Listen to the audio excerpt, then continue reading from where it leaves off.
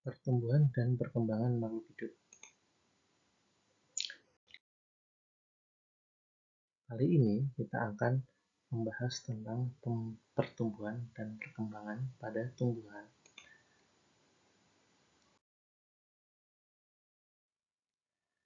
Secara garis besar, proses pertumbuhan dan perkembangan pada tumbuhan meliputi 3 fase. Yang pertama yaitu pembelahan sel, di mana sel membelah secara mitosis untuk menghasilkan 2 sel anak. Jadi setiap satu sel akan menghasilkan 2 anak. Kemudian 2 sel tersebut membelah lagi, terus dan seterusnya menjadi banyak sel. Setelah sel-sel tersebut membelah, kemudian sel tersebut akan mengalami pembesaran sel berupa pertambahan ukuran sel anak karena pertambahan substansi materi sel. Jadi sel-sel tadi yang sudah membelah kemudian akan berukurannya menjadi lebih besar, membesar dan semakin banyak dan semakin besar. Kemudian sel-sel yang telah mengalami pembesaran tersebut bentuknya masih sama, jadi masih berupa satu sel yang tipenya sama. Sedangkan untuk pertumbuhan dan perkembangan diperlukan berbagai macam organ yang tentu saja sel penyusunnya berbeda-beda. Maka tahap terakhir adalah diferensiasi sel atau perubahan bentuk sel selama masa pertumbuhan hingga terbentuk organ seperti daun, akar, dan batang. Jadi sel-sel yang tadi telah membelah, kemudian tumbuh besar, kemudian mereka akan berubah bentuknya sesuai dengan fungsinya masing-masing. Ada yang jadi sel daun, sel akar, dan sel batang. Pertumbuhan dan perkembangan pada tumbuhan diawali dari bentuk biji. Oleh karena itu, mari kita pelajari struktur biji. Struktur biji pada tumbuhan ada 2 macam, yaitu biji dikotil dan biji monokotil. Biji dikotil ini merupakan biji yang terdiri dari 2 buah kotiledon. Di itu 2, kotil itu kotiledon. Jadi biji yang memiliki 2 kotiledon atau keping biji. Biasanya ditemukan pada kacang tanah contohnya. Kemudian untuk biji yang kedua yaitu biji monokotil. Mono itu 1, kotil itu kotiledon. Jadi biji dengan 1 keping biji hanya memiliki 1 kotiledon. Biasanya contohnya adalah pada biji jagung. Nah, mari kita lihat bentuk dari biji dikotil dan biji monokotil. Struktur biji yang paling luar adalah selaput biji. Ini melindungi isi biji secara keseluruhan. Kemudian setelah itu di sini ada kotiledon. Kotiledon pada dikotil ada 2 keping, sedangkan pada monokotil hanya ada 1. Kotiledon ini biasanya juga bertindak sebagai endosperma atau penyimpan cadangan makanan untuk biji. Jadi biji itu biar tumbuh dia harus makan. Nah, makanannya karena dia belum punya akar, belum bisa mencari makanan dan juga belum bisa melakukan fotosintesis. Nah, untuk makan pertama biji itu adalah dari cadangan makanannya. Kemudian setelah itu ada di sini ada embrionya, embrio pada tumbuhan yang berisi di sini ada plumula. Plumula ini adalah bakal batang dan daun. Jadi ini kalau tumbuh nanti akan menjadi batang dan daun. Dan ada juga radikula. Radikula ini adalah bakal akar. Jadi nanti dia akan berkembang, kalau tumbuh dia akan menjadi akar.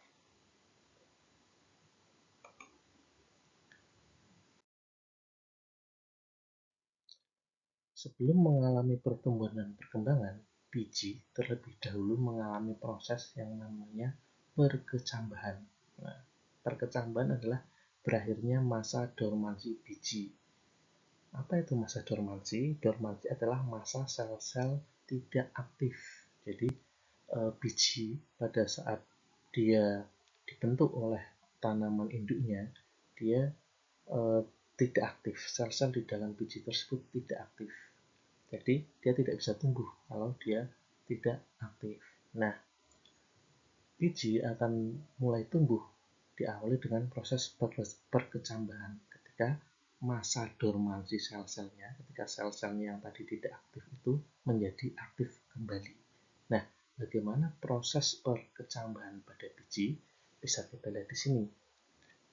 biji akan aktif jika ada air yang masuk ke dalam biji tersebut. Makanya kalau kalian punya biji, biasanya untuk menumbuhkannya biar dia berkecambah, biasanya kita siram dengan air. Nah, air yang dari luar tersebut masuk ke dalam biji di sini melalui proses yang namanya imbibisi. Jadi imbibisi adalah masuknya air ke dalam biji. Nah, masuknya air ke dalam biji akan mengaktifkan hormon giberelin. Hormon giberelin ini terdapat di dalam biji.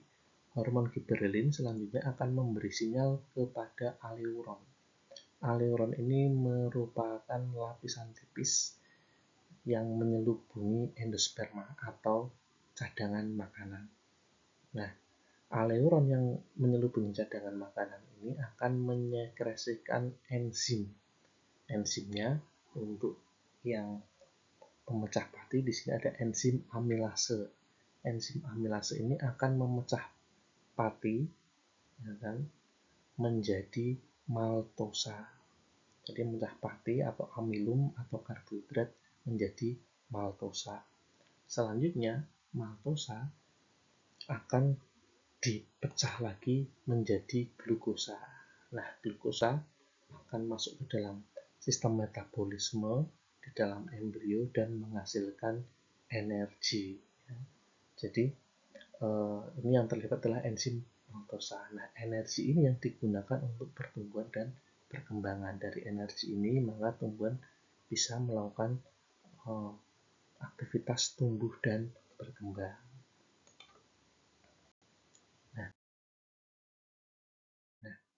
Hasil proses perkecambahan di sini menghasilkan glukosa. Tadi glukosa akan diubah menjadi energi yang digunakan untuk pertumbuhan dan perkembangan embrio.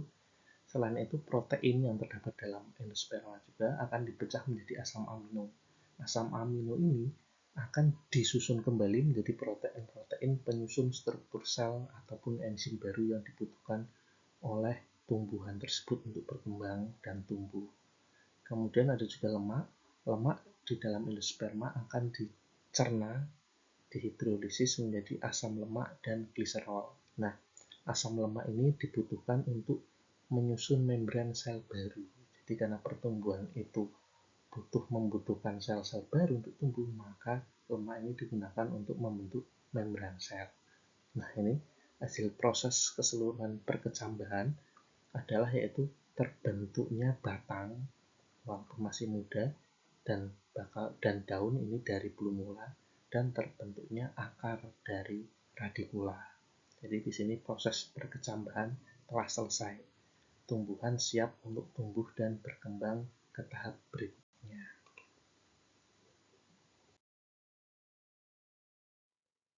Nah, perkecambahan dipengaruhi oleh beberapa faktor. Yang pertama, air. Air ini sangat penting sekali dalam proses perkecambahan karena air ini mengaktifkan enzim-enzim yang terdapat dalam biji. Selain enzim juga mengaktifkan hormon. Tadi pada imbibisi tadi kan air mengaktifkan hormon giberelin.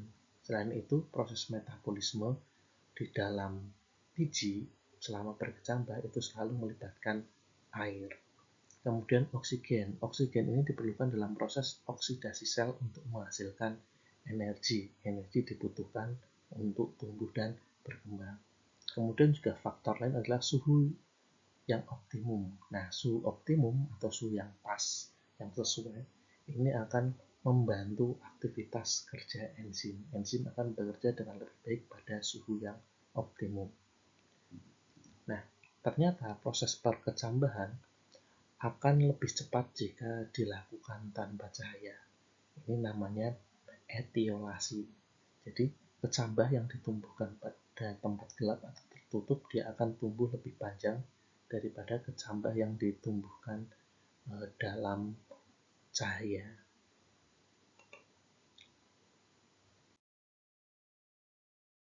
Nah, perkecambahan ada dua tipe. Yang pertama tipe hipogeal. Hipo itu bawah. Pada perkecambahan hipogeal, bakal batang muncul ke permukaan tanah, tapi kotiledon tetap berada di dalam tanah. Jadi kotiledonnya di sini ini tetap berada di dalam tanah, dia tidak pernah keluar dari tanah. Jadi hipokial itu kotiledonnya tetap di bawah tanah. Tipe kedua yaitu epikial. Epi itu berarti atas. Nah, pada tipe epikial, hipokotil tumbuh memanjang, kotiledon dan plumula terdorong ke atas permukaan tanah. Nah, ini kotiledonnya naik ke atas permukaan tanah. Ini epi, itu di atas ya kan. Kalau hipo itu di bawah. Jadi bedanya adalah kotiledonnya kalau hipokial kotiledonnya tetap di bawah tanah, sedangkan epikial kotiledonnya pada saat berkecambahan dia akan muncul ke atas tanah.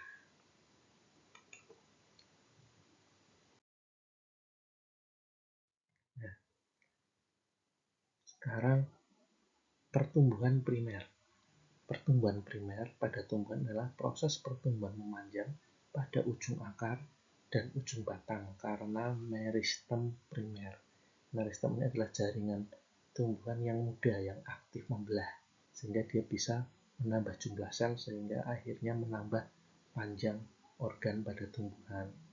Nah, ini pertumbuhan primer terjadi di titik tumbuh batang di paling ujung, kemudian di titik tumbuh akar paling ujung akar. Bagian ujung terdapat meristem primer, jadi di dalam ujung batang maupun ujung akar terdapat jaringan meristem primer yang sel-selnya selalu aktif membelah sehingga menyebabkan pertumbuhan berupa pemanjangan. Itu adalah pertumbuhan primer, jadi tumbuh memanjang. Nah, di sini ada titik tumbuh akar.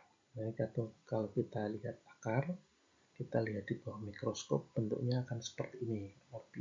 Ini adalah tudung akar. Jadi ini adalah lapisan pelindung akar. Nah, kemudian pada titik tumbuh akar itu dibagi menjadi beberapa zona. Yang pertama zona pembelahan sel. Ini yang paling bawah sendiri di sini.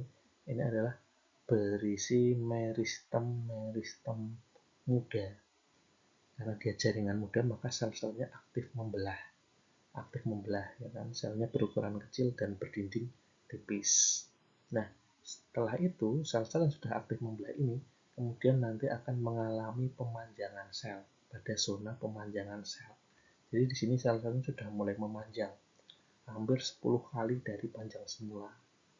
Nah, setelah sel-sel tersebut tumbuh memanjang, sel tersebut akan berubah sesuai dengan fungsinya masing-masing. Kalau di sini zona pembelahan dan zona pemanjangan, selnya itu masih sama bentuknya.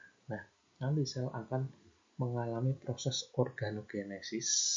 Organogenesis itu selnya berubah menjadi ke bentuk-bentuk sesuai organnya masing-masing. Ya kan?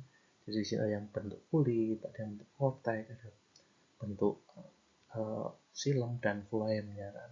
Di sini adalah zona diferensiasi sel atau zona different itu beda.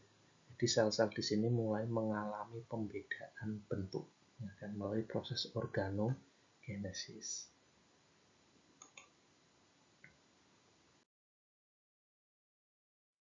Nah, sekarang kita lihat ke titik tumbuh batang. Kalau tadi akar kita titik tumbuh, sekarang ke titik tumbuh batang. Sama di batang juga ada zona pembelahan. Di sini isinya sel-sel meristematik dan memiliki bakal daun. Ini sel-sel meristematik, sel-sel kecil yang aktif membelah sehingga menyebabkan tumbuh dan juga memiliki bakal daun. Ini adalah bakal daun. Kemudian sel-sel setelah membelah dia akan mengalami pemanjangan. Di sini di zona pemanjangan sel. Sel memanjang dan mulai terlihat jaringan calon pembuluh. Kemudian yang terakhir ada zona diferensiasi sel ketika sel-sel sudah mulai berbeda bentuk. Ya kan? Di sini selnya sudah beda-beda bentuknya. Ini kan masih sama, ini berkembang menjadi beda-beda. Ya kan? Terbentuk beberapa jaringan seperti epidermis, kortek, dan jaringan pembuluh.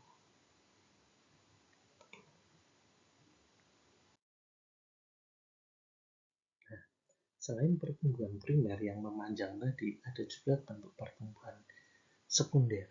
Kalau pertumbuhan sekunder pada tumbuhan yaitu proses batang menjadi lebar dan berubah menjadi kayu karena adanya jaringan kambium.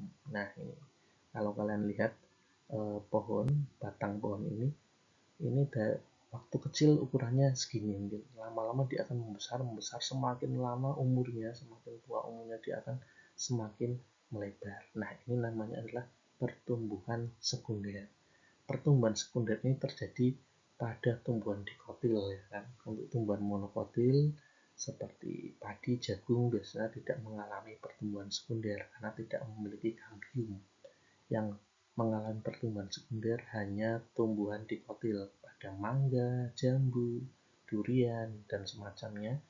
Kenapa dia bisa mengalami pertumbuhan sekunder? Karena dia memiliki kambium. Nah, pada batang ini adalah penampang batang dikotil. Ya kan? Di sini terlihat bahwa ada lapisan kambium. Kambium ini nanti yang akan menjadi kayu. Ya kan? Jadi dia lama-lama akan melebar dan menjadi kayu sehingga menambah ukuran dari batang. Ini disebut dengan pertumbuhan sekunder. Nah, ini pertumbuhan sekunder, ya kan. Nah, pertumbuhan dari kambium tadi akan membentuk xilem sekunder dan floem sekunder. Xilem sekunder akan membentuk lingkaran tahun, sedangkan floem sekunder akan membentuk kulit pohon. Nah, lingkaran tahun ini adalah lapisan-lapisan xilem yang terbentuk dengan formasi melingkar. Jadi kambium tadi nanti akan berkembang menjadi xilem sekunder terus, yang lama-lama akan membentuk lingkaran tahun. Ini maksudnya setiap tahun bertambah satu lingkaran. Semakin tua pohonnya, maka semakin banyak lingkarannya. Makanya ini disebut dengan lingkaran tahun. Jadi semakin tua, semakin banyak lingkarannya, semakin lebar batangnya. Itu disebut dengan pertumbuhan sekunder.